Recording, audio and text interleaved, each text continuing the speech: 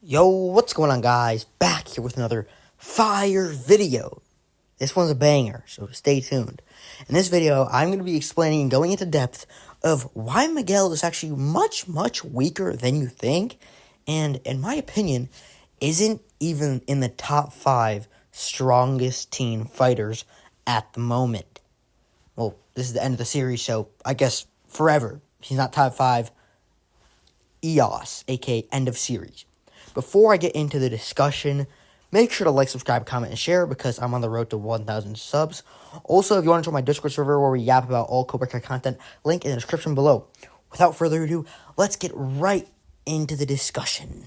So, immediately you may be like, what is this dude yapping about? Miguel beat Axel, who was just way above everyone else in the entire series, basically. I'm just going to only talk about teen fighters, so when I just say all the characters, I'm just talking about teen fighters only, okay? Just to make that more simple.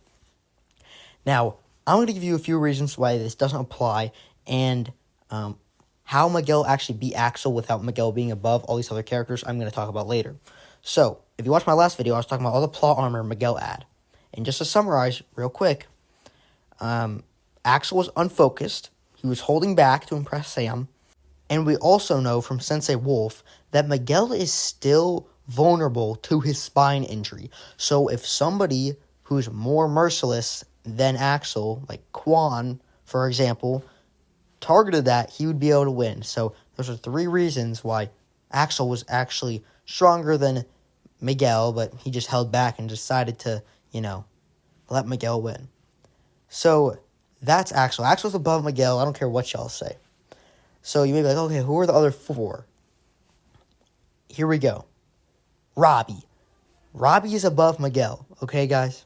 The reason I say this is because Axel knew he had to injure Robbie to win the fight. If he didn't injure Robbie, he would have lost. But with Miguel, Axel knew he still had a chance of beating Miguel. That's why he didn't injure him. And also, another thing that puts Robbie above Miguel is that Robbie has this ability where he's able to adapt and just eventually overcome any opponent he fights. So if him and Miguel were fighting, unless Miguel could knock him out in a single hit, Robbie's just going to adapt and he'll eventually surpass him no matter what.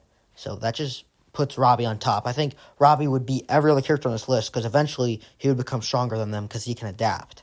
So we got Axel and Robbie above Miguel. Now, the next 3 are very controversial.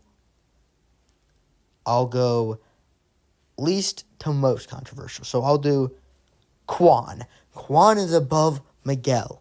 Miguel never proves anything to be above Quan. And you say, well, he's stronger than Robbie end of series and he's stronger than Axel end of series.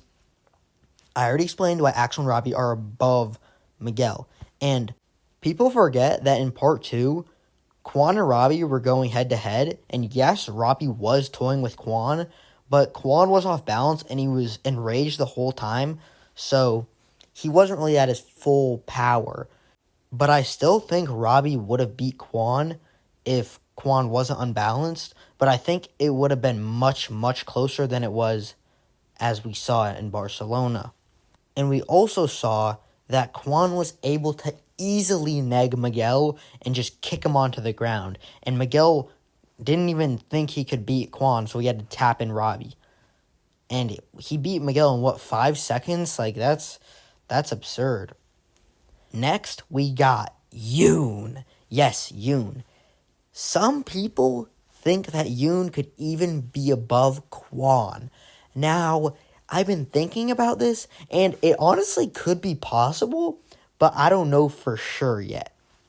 But the reason people think Yun could be above Quan is because, obviously, Kim Dae-eun thought that Yun was the best fighter in their dojang.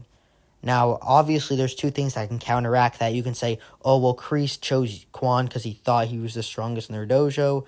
Well, I think Kreese chose Quan more for his personality because he kind of just embodied the Cobra Kai mentality. Another thing that could counteract it was, Quan did beat Yun and 2 other people in their dojo in a 3v1.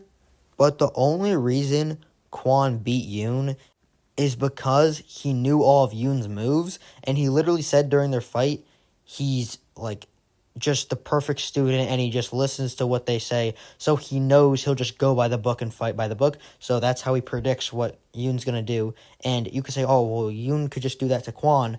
But no, Quan doesn't fight by the book. That's his whole thing. So Quan is much more unpredictable, and that's why he beat Yun in their fight. So now looking at it, I guess I would put Yun over Quan, because only noteworthy thing Quan has in part 2 is beating Miguel. And we already know that Yun's above Miguel because we're putting him in the same bracket as Quan. So I would put Yun above Quan for this as well.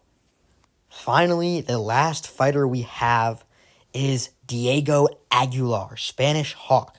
Now, the reason I put him here is because Diego was able to last a whole 2 minutes against Quan, and he also scored 2 points against Quan. So before Diego got knocked out, the score was 7-2. That's honestly pretty impressive comparing Miguel, who got absolutely neffed in like under 10 seconds. So that's my reasoning for why Diego is above Miguel. So comment down below, what do y'all think of these 5 characters that are all above Miguel and beat him in a fight? Yeah, make sure to like, subscribe, comment, and share, and I will see y'all in the next one.